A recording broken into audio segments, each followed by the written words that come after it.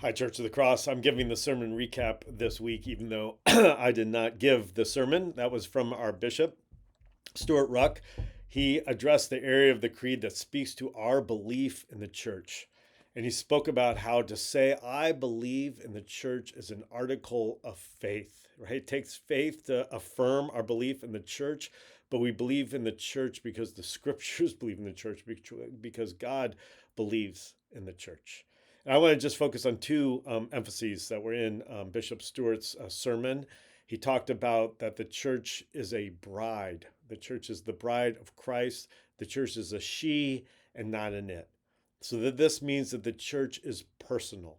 And so he talked about the power of the personal, that we know ourselves as members of the church as the bride of Christ, which means we have a strong bond with our Lord. We are his bride. It means that we can know our identity, as it says in the Isaiah reading, which we read in the service, that our identity is we are beloved. We are the ones beloved by the Lord, delighted in by him. That's the name that's given in Isaiah. My delight is in her. That's who we are. And so that's key to our identity as the church. But Bishop Stewart also spoke about that the church is a specific she. He talked about how Paul, in speaking about the church in the book of 1 Corinthians, is speaking to the church in Corinth. There is a specific she.